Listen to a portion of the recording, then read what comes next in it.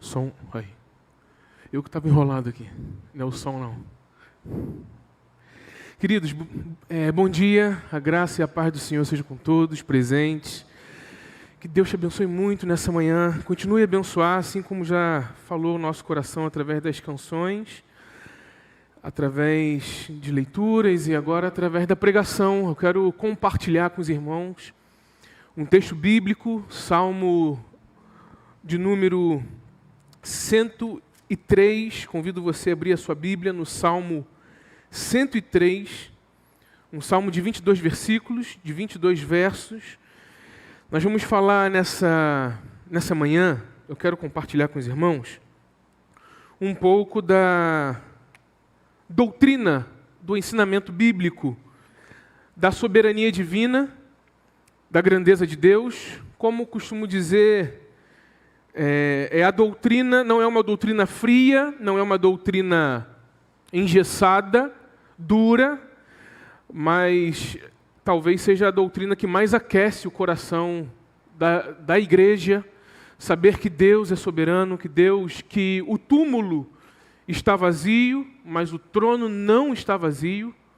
O trono, ali naquele trono celestial está o nosso Senhor, o nosso Deus Todo-Poderoso. E que isso seja um conforto para o nosso coração, no cenário que nós vivemos, mundial, de guerras, cenário confuso, político, econômico, você diante da sua família, com os seus problemas particulares, que saber a respeito dessa doutrina, conhecer essa doutrina e confiar no Deus dessa doutrina, seja um refrigério para o seu coração e consolo nessa manhã. Convido você então a deixar ali aberto, Salmo 103. Nós vamos orar mais uma vez. Eu queria convidar você mais uma vez a se colocar de pé.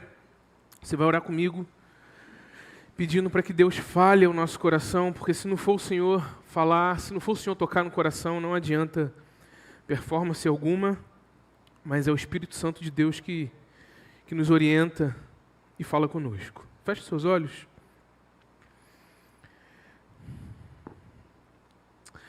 Fale, ó Deus, viemos ante a Ti, alimenta-nos da Tua palavra, planta em nós Tua verdade, forma e molda-nos a Tua imagem. Que a luz de Cristo se veja aqui pelo nosso amor, pela nossa fé. Fale, ó Deus, realize em nós o Teu plano para a Tua glória, nos conduza a obedecer, reverenciar e nos humilhar. Prove nossas concepções e realizações em Tua perfeição. Cresce em nós a fé, cresce a visão de Tua autoridade e sublime amor, Senhor. A palavra não falhará nessa manhã, prevalecerá sobre as trevas. Fale, ó Deus, dá-nos mentes sãs para compreender Teus propósitos. São fiéis desde a criação, que ecoarão para sempre. Pela graça vamos permanecer, pela fé seguir amparados em Ti. Fale, ó Deus, até a Tua igreja erguer e a terra se encher da Tua glória. Por Cristo, em Cristo nosso Senhor, oramos. Amém e amém, Pai. Amém. Você pode se assentar? O título do sermão, para que você aprenda e tenha uma linha de raciocínio comigo, lógico que o Espírito Santo, ele é que queima e arde no seu coração, mas eu também preciso aqui tentar usar de didática, de alguma forma, para que você consiga acompanhar o que quero falar. O título do sermão é O Senhor Reina, o Senhor Reina, soberania estabelecida e exercida. Quero falar sobre esses dois pontos. O Senhor reina, soberania estabelecida e exercida. Longe de ser uma doutrina fria e dura, como eu disse, a doutrina da soberania divina é uma doutrina que não pode ser esquecida e abandonada pela igreja. Até porque, creio eu, que não é de maneira proposital que você se esquece de uma doutrina, mas é por causa das aflições, como o pastor Marcos aqui orou, é por causa das aflições que vêm sobre você, as dificuldades, as lutas do dia a dia, como o próprio Jesus ensina nos seus lá nos evangelhos e fala da parábola do semeador, aquela que cai entre as pedras e é sufocada, as adversidades vêm e sufocam, e preocupações, medos, angústias, dúvidas e tantas outras coisas. Essas coisas vão, às vezes, levando você ao esquecimento de algumas verdades. Por isso que o salmista, no Salmo 103, ali no verso, eu vou ler o Salmo todo, mas tem uma parte ali no verso 2, parte B, que ele fala assim: bendiga o Senhor a minha alma, não esqueça nenhuma de suas bênçãos. Nós corremos o risco de esquecer, de se esquecer de Deus, de tratar Deus como se fosse um negócio de domingo, um negócio dominical, uma atividade já religiosa que está dentro de você. E você não pode faltar mais o culto domingo, porque senão a tua semana não vai bem. Mas a ideia aqui não é você vir só ao culto, aos domingos. Mas o salmista está chamando a gente ao não esquecimento de quem Deus é, do que Deus fez, do que Deus faz na sua vida. Porque as aflições podem arrancar de nós, você, igreja, essas verdades. Por exemplo, vivemos nesse período agora de eleições, né? Daqui a alguns meses nós teremos eleições. E talvez você esteja muito preocupado. Porque qual partido que vai entrar ou continuar, ou sair? Quem que vai ali ser o nosso presidente? Como que vai a nação? A economia depende disso, a educação depende disso, a saúde depende disso. Meu Deus, o que vai ser? E a gente acaba se esquecendo que existe um Deus soberano que guia a história. Ele não te pede conselhos. Ele não pede orientação. Ele não faz conforme a sua vontade. Então, refrescar a memória com essas verdades, ou com essa verdade, vai fazer muito bem para a nossa alma nessa manhã. Por isso eu quero convidar você então a ler comigo. Eu vou ler na NVI, Nova Versão Internacional, como Davi nos chama a perceber que o Senhor reina, absolutamente Ele reina. Ele diz assim: bendiga o Senhor a minha alma, bendiga o Senhor todo o meu ser, bendiga o Senhor a minha alma, não esqueça nenhuma de suas bênçãos. É Ele que perdoa todos os seus pecados e cura todas as suas doenças, que resgata a sua vida da sepultura e o coroa de bondade e compaixão, que enche de bens a sua existência, de modo que a sua juventude se renova como a águia. O Senhor faz justiça e defende a causa dos oprimidos. Ele manifestou os seus caminhos a Moisés, os seus feitos aos israelitas. O Senhor é compassivo e misericordioso, muito paciente e cheio de amor. Não acusa sem cessar, nem fica ressentido para sempre. Não nos trata conforme nossos pecados, nem nos retribui conforme nossas iniquidades. Pois como os céus se elevam acima da terra, assim é grande o seu amor para com que os temem. E como o Oriente está longe do Ocidente, assim Ele afasta para longe de nós as nossas transgressões. Como um pai tem compaixão de seus filhos, assim o Senhor tem compaixão dos que o temem. Pois Ele sabe do que somos formados. Lembre-se de que somos pó. Lembra-se de que somos pó. A vida do homem é semelhante à relva. Ele floresce como a flor do campo, que se vai quando sopra o vento e nem se sabe mais o lugar que ocupava.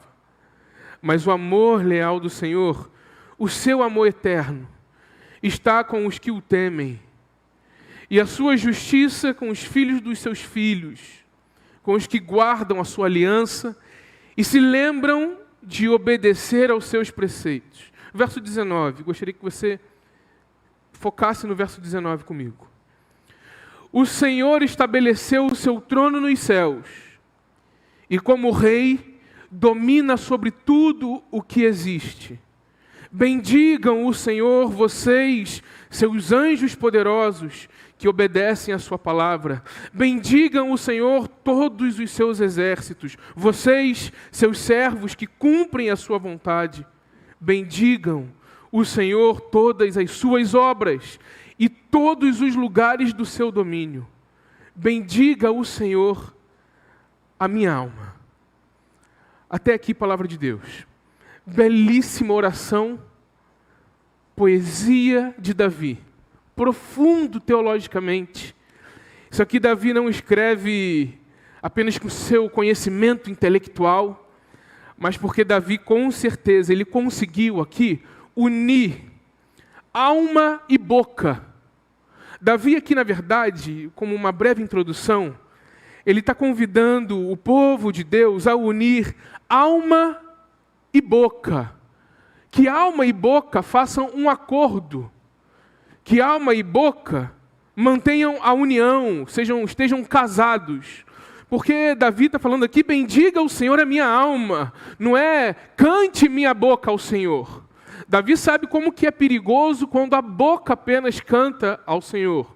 Quando apenas a boca fala para Deus. Apenas quando a boca clama. Até porque Mateus 15:8, o próprio Jesus disse: este povo honra-me com os lábios, mas o seu coração, a sua alma, está longe de mim. Então, para não correr esse risco, Davi fala assim: bendiga a minha alma ao Senhor, cante louvores ao Senhor, se deleite no Senhor, saboreie o Senhor, bata palmas para o Senhor, cante louvores, expresse adoração absoluta e perfeita ao Senhor. É isso que Davi está chamando a gente. E mais, ele fala assim: não se esqueça das suas bênçãos. Ou seja, essa é uma das razões porque nós louvamos e bendizemos ao Senhor. O que é bendizer? Falar bem, falar de maneira digna, louvar, exaltar, elogiar, adorar. Mas só que Davi ele não fala apenas que, para a gente não se esquecer de nenhuma das suas bênçãos, até porque do verso 3 ao 18, ele vai falando o que Deus fez por nós, o que Deus costuma fazer por nós. Ele cura, ele salva, ele liberta, livra da doença. Volta os seus olhos rapidinho aí comigo para o Salmo novamente. Eu vou aqui pontuar alguns para que você veja a razão pela qual devemos erguer a nossa voz, a nossa alma ao Senhor. Porque é Deus que perdoa, cura as doenças, Deus que resgata, que coroa com bondade e compaixão. É Deus que sustenta a existência humana, é Deus que renova, é Deus que faz justiça e defende os oprimidos. Deus é Deus, Deus que é compassivo e misericordioso, é Deus que é cheio de amor, é Deus que não nos trata conforme os nossos pecados, é Deus que se lembra de nós. Ou seja, a nossa adoração não pode se desviar para qualquer coisa da criação ou para qualquer indivíduo.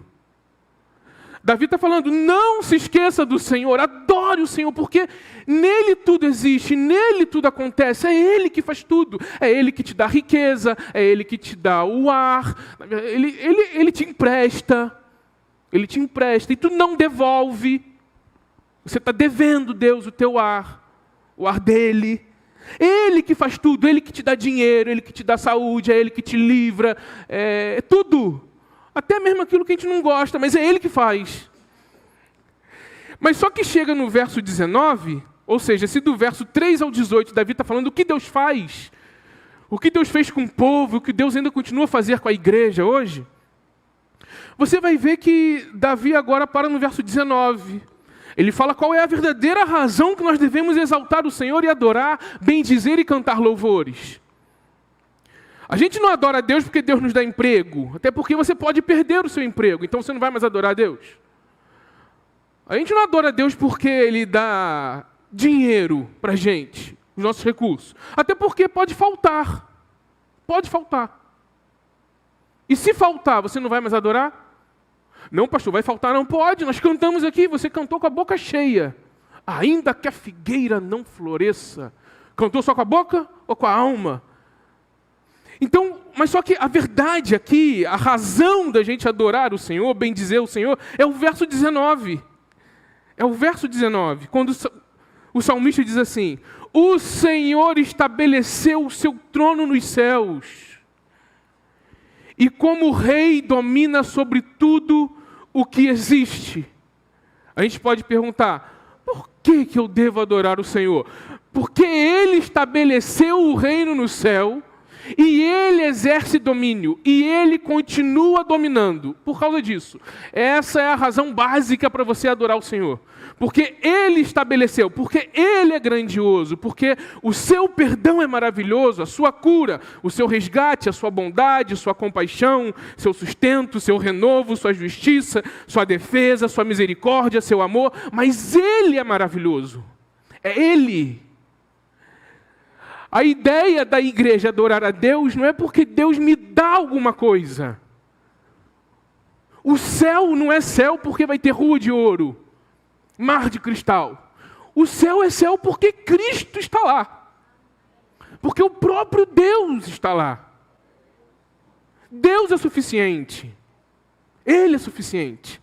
É isso que o salmista está chamando, está nos convocando nessa manhã. Ao chegar aqui nesse verso 19, eu quero olhar para o texto e observar 2 pontos importantes para a nossa alma se acalmar e adorar ao bondoso Deus. Eu quero apresentar as 2 verdades, 2 pontos. Primeiro, verso 19, eu vou dividir em 2 partes.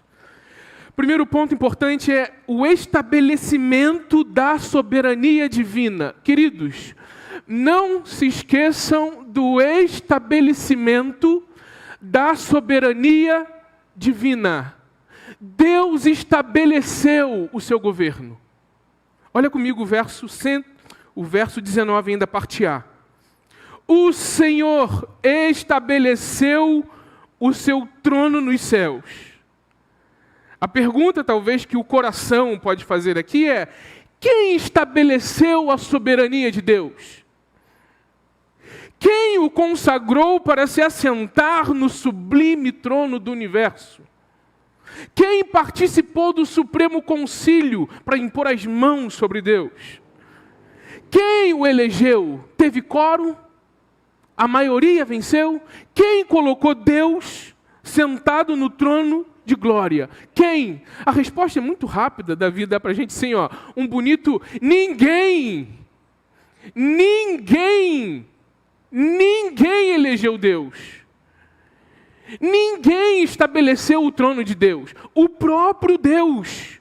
Não houve consagração, não houve concílio, não houve eleição, não houve deliberação. O próprio Deus estabeleceu o seu trono nos céus. Ou seja, queridos, não depende de ninguém Deus existir e governar, mas todo o universo, todo o seu cachorrinho, todo o universo depende do governo de Deus. Para acontecer e continuar existindo, todo o universo depende do existir de Deus. Cada momento de cada dia Deus preside, Deus governa, Deus dirige, Deus ordena, Deus resolve. É por isso que Paulo, em Romanos capítulo 11, na doxologia, belíssima, ó profundidade da riqueza e da sabedoria e do conhecimento de Deus. Aí tem a parte que ele diz assim: quem foi o seu conselheiro? Quem foi o conselheiro de Deus? A gente acaba se esquecendo e achando que as nossas orações são conselhos para Deus. Deus, eu vou orar aqui agora porque o Senhor acho que não está sabendo muito bem como me guiar, então eu vou aqui. A oração não é isso. A oração é uma oferta de conselhos a Deus e para que Deus faça o que você está pedindo. Oração é sujeição. É se submeter. Seja feita a sua vontade. Ponto final. Porque teu é o reino, a glória e para sempre. Então você vai ver que Deus é absolutamente o Senhor do universo. Ninguém o colocou lá, ninguém pediu por isso, mas Ele fez isso. Ele estabeleceu a sua soberania. Deus em seu trono permanece. Parece óbvio esse assunto, mas não é. Ele parece muito óbvio. Pastor, tu está falando mais do mesmo, porque eu sei disso. Aí eu separei aqui um trecho de um sermão de Spurgeon. Estou dando crédito para Spurgeon. Muito bom. Eu queria ler essa parte para que você reflita. Não há doutrina mais odiada pelos mundanos. Mundanos não se refere apenas quem está lá fora. Igreja tem mundano. Não há doutrina mais odiada pelos mundanos, nem uma verdade com a qual eles mais brincam do que a grande e estupenda, mas todavia muito incerta doutrina da soberania de Deus. Os homens permitem que Deus esteja em qualquer lugar, exceto em seu trono. Eu abro parênteses aqui, não é o Spurgeon falando. A soberania, às vezes, para a gente é assim, ó. Deus governa todo o universo, legal. A chuva, governa. Passarinho, governa. Natureza, governa. Sol, os astros, para que o sol não entre, não bata na lua, governa. Não, a minha vida já nem tanto. Governa passarinho, governa pardal, governa lírio do campo, governa... Mas a minha vida, Senhor, se puder me dar um espacinho para eu governar. Ou Deus é soberano sobre todas as coisas, ou Ele continua sendo soberano sobre todas as coisas. Aí Spurgeon, ele continua assim. Permitem alguns mundanos, ou que odeiam a soberania divina, permitem que Ele esteja em sua oficina, moldando os mundos e criando as estrelas. Permitem que Ele esteja em sua entidade filantrópica para dispensar suas esmolas e conceder suas generosidades para a igreja, ou para quem quer que seja. Os que odeiam a soberania divina permitem que Ele mantenha firme a terra e sustenha os pilares dela, ou que ilumine as lâmpadas do céu, ou governe as ondas do oceano inquieto. Porém, quando Deus ascende ao seu trono, os que odeiam a soberania absoluta de Deus rangem os dentes. E quando proclamamos um Deus entronizado e seus direitos de fazer o que quiser com o que é seu, de dispor de suas criaturas como considerar melhor, sem consultá-las a respeito do assunto, então, nesse momento, somos vaiados e execrados.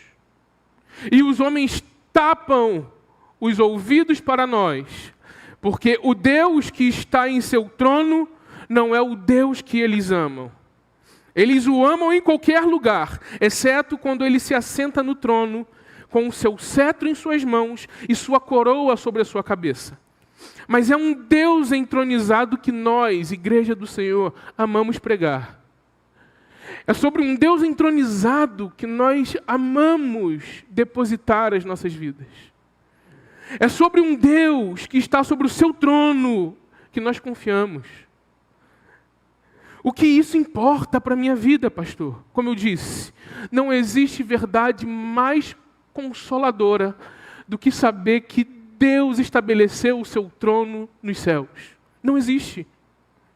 E isso quer dizer que quando você perde, Deus ali está, Deus sabe, Deus cuida, Deus fez. Quando você ganha, Deus ali está, Deus sabe, Deus cuida, Deus fez.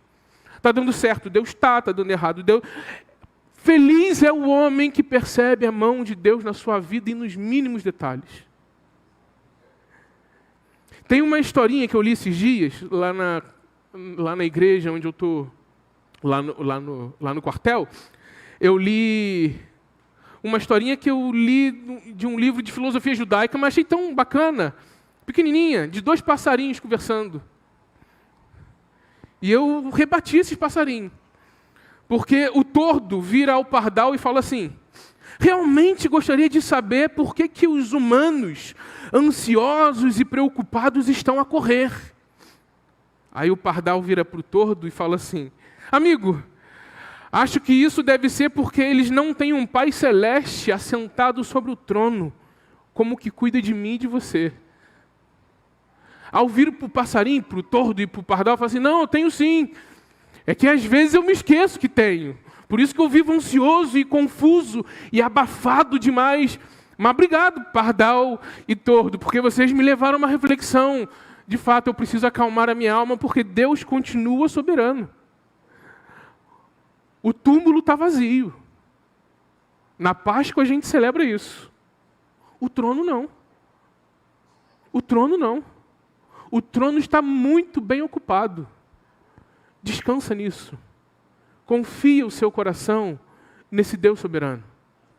Não apenas eu entendo que Deus estabeleceu o seu trono, não foi ninguém que o colocou ali, então ninguém pode demitir Deus. Ninguém pode demitir Deus. Eu não aceito mais Deus na minha vida. Como se pudesse você fazer isso. Aí Deus fala assim, tá bom, então não vou mais... Pode fazer o que você quiser. Se Deus decidiu algo sobre a sua vida, vai acontecer, Jeremias. Mas Deus não apenas estabeleceu o seu trono, como Deus ainda continua exercendo autoridade. Porque uma coisa é estabelecimento, é estabelecer algo. Outra coisa é exercer. Eu poderia muito bem falar que Deus estabeleceu algo, mas perdeu. Deus estabeleceu o seu trono no céu, mas veio o diabo e arrancou tudo e confundiu a raça humana. Eu poderia, e tem gente que pensa assim, isso a gente chama de dualismo. Deus e Satanás brigando, aí Satanás tem hora que ganha, e Deus ganha, e Satanás... A fé cristã não defende dualismo. Deus estabeleceu o seu trono e Deus exerce esse domínio. É o que o salmista Davi fala no verso 19, parte B. E como o rei domina sobre tudo o que existe.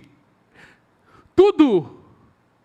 Política, economia, educação, saúde, tudo está sob o domínio de Deus. Aí talvez você, com seu coração, como eu também posso falar assim, então Deus está mal das pernas, hein? Porque educação está mal, saúde horrível, segurança nem se fala. Então a sociedade... Não, é que a gente se esquece que Deus está levando a história para o fim, queridos. Isso não é novo para você. Você sabe que daqui para frente vai piorar, né? Daqui para frente vai piorar. Olha só, a Bíblia não fala que vai melhorar. Daqui para frente é para pior. Estou falando humanamente, falando. As promessas, lógico, para melhor. Mas daqui para frente, guerra, morte, violência. A gente está sendo nem perseguido. Nós não somos nem perseguidos. Hebreus tem uma parte que o apóstolo fala assim para a igreja, para os hebreus. Eu vou parafrasear. Vocês estão chorando por quê? Está nem sangrando ainda. A gente está reclamando do quê? Vai piorar. É por isso que precisamos ter essa fé inabalável no Senhor. O que a professora hoje fez do copinho aqui. Vocês não estavam vendo, não. Depois faz para a igreja ver o copinho. Aquilo que... É uma fé inabalável que sustenta, porque daqui para o fim é pior. Prepara o lombo, prepara a fé.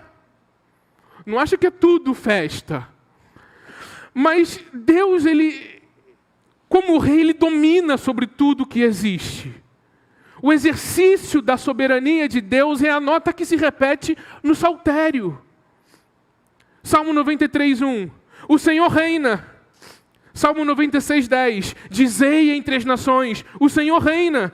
Salmo 97:1, o Senhor reina. Salmo 99:1, o Senhor reina, as nações tremem. Salmo 146:10, o Senhor reina para sempre. Por que o salmista repete isso aqui toda hora? Ele tem amnésia? Ele é retardado? Ele é esquecido? Ele tem algum problema? Não, ele repete porque diariamente o coração dele, a mente dele vai tentando se esquecer disso. O Senhor reina. O Senhor reina. Coração, está dando errado. O Senhor reina, o Senhor reina, o Senhor reina. Está dando errado, o Senhor reina. É isso. É isso, essa é a nossa razão de adoração. Isso é o que Deus faz como Deus.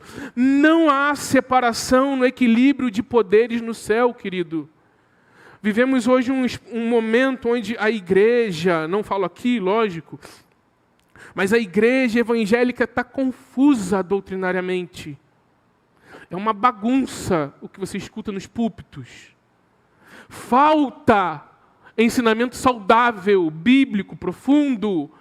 Não estou falando profundo no conhecimento apenas. Falta ensinamento fiel. Estava conversando com o pastor Marcos ali agora há pouco. Deus não chamou nós, pastores, para sermos criativos. Deus chamou o pastor para ser fiel às Escrituras. E as Escrituras, elas nos ensinam que não existe briga no céu entre Deus e Satanás. Mas uma briga que, de vez em quando, Deus perde. Satanás é mais malandro, esperto, passa por debaixo da cadeira e dá um tombo. Isso é pensamento pagão.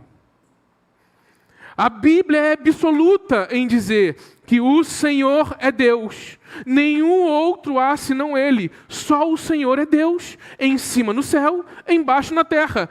Não há nenhum outro. Deuteronômio 4. Ouve, Israel. Ouve, ó Israel. O Senhor, nosso Deus, é o único Senhor. Vede agora que eu sou e não há outro Deus além de mim. Deuteronômio 32. Segundo Reis 19. Tu mesmo, só tu és Deus de todos os reinos da terra. Apenas o Senhor reina. Então, por que temer? Se apenas o Senhor reina. E eu não estou querendo aqui falar também que não existe diabo. Existe. Ele é um sem vergonha. Ele não vale nada. Existe. Eu já disse isso aqui em outros sermões. Às vezes eu lembro que eu falei aqui. Mas eu gosto dessa frase de Lutero. O diabo é o diabo de Deus. O diabo é o diabo de Deus. Tem até uma imagenzinha lá no passado, Idade Média, que uma luz com uma coleira e o diabo ali chifrudão de 4. O diabo é o diabo de Deus. Sem conhecer ele aperfeiçoa a nossa fé. Porque quando bate na gente, a gente tem que cair de joelho, né? Te derrubou, você cai de joelhos. Então, por que a gente teme se é o Senhor que governa, é o Senhor que domina, é o Senhor que tudo controla? Notem o tempo verbal aqui comigo, olha. Estou caminhando já para o finalzinho, aqui na parte B do verso 19 ainda. E como o rei domina. Preste atenção aqui, no domina. Domina está no presente do indicativo. Presente do indicativo. É uma ação que ocorre no exato momento em que Davi está escrevendo. Davi está falando assim, o Senhor domina naquele tempo. Mas também esse domina traz a ideia de que domina em todos os tempos. Não é que o Senhor dominou e agora não domina mais. O Senhor falou, agora não fala mais. O Senhor agiu, agora não age mais. O Senhor era poderoso, agora não tanto. Não, o Senhor domina. Domina. Aí eu encerro aqui com outra fala de Spurgeon, de outro sermão dele. Belíssimo isso aqui. Olha só. É emocionante e saudável observar a mão de Deus na vida dos santos antigos, na vida de Davi. Porque Davi escreveu isso aqui porque ele experimentou isso. É lindo meditar na vida dos santos, como a Bíblia chama os cristãos, os santos lá do passado. É lindo, né? Olhar para a vida deles, Abraão, Moisés, e olhar para a vida de outros que vieram depois, um Jonathan Edwards, um rapaz Wesley, e tantos outros. É lindo ler, rapaz, essa biografia deles. Você fica assim, nossa, como que Deus agiu com esses homens. Mas só que Deus não agiu só no passado com esses homens, em libertá-los, sua misericórdia em perdoá-los e sua fidelidade em manter sua aliança com eles. Mas não seria ainda mais interessante e proveitoso para nós observar a mão de Deus em nossa própria vida? Não devemos olhar para a nossa própria história como sendo pelo menos tão cheia de Deus, de seu governo, de seu domínio, de sua grandeza, tão cheia de sua bondade, de sua verdade, tanto uma prova da sua fidelidade e veracidade, quanto a vida de qualquer outro santo do passado? Davi escreveu isso aqui porque ele provou isso. Mas mais maravilhoso é quando a gente prova isso aqui. Quando a gente prova da grandeza de Deus. Quando a gente percebe Deus agindo na nossa história.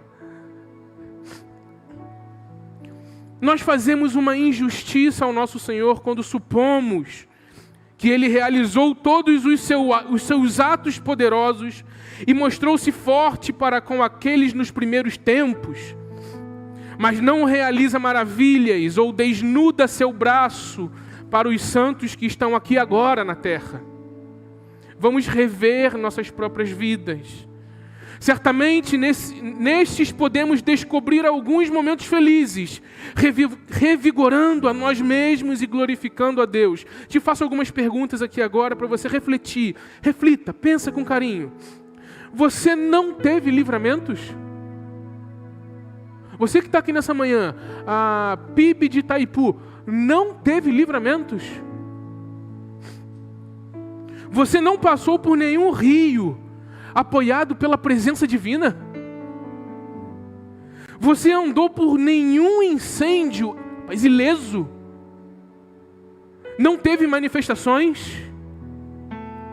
Você não teve favores de escolha? Deus falou assim, pede que eu vou te dar.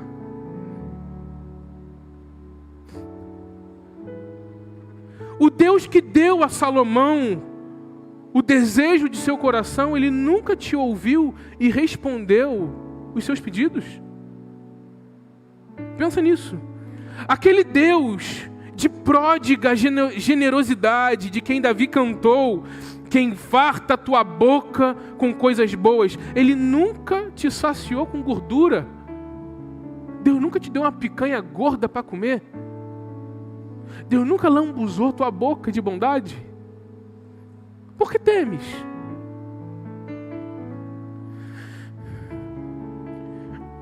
Você nunca foi levado a se deleitar em pastos verdejantes? Você nunca foi conduzido por águas tranquilas? Meus irmãos, bondade e misericórdia perseguem a igreja todos os dias. Mas só que o mundo abafa a gente, na crença de que estamos soltos por aí. E seja o que Deus quiser. Mas isso está certo, seja o que Deus quiser, né? É uma verdade, seja o que Deus quiser. Vamos então cantar belas canções ao Senhor, tomar o nosso ouro e a nossa prata e fazer belas coroas para o nosso amado. Não deixe de cantar, não deixe de adorar, não deixe de amar, não deixe de se envolver. Eu encerro com uma frase de Abraham Kuyper, teólogo holandês, acho linda essa frase dele. Não existe nenhum centímetro de qualquer esfera da vida sobre a qual Jesus não diga, é meu. Não existe nada nesse mundo onde Jesus não diga assim, é meu. Eu governo, eu controlo, está sob o meu domínio. O túmulo está vazio, o trono não. Descansa nisso, que a doutrina da soberania estabelecida e exercida possa ser um conforto para o seu coração, para continuar caminhando e crendo até o momento que Deus erguer a igreja. Vamos orar?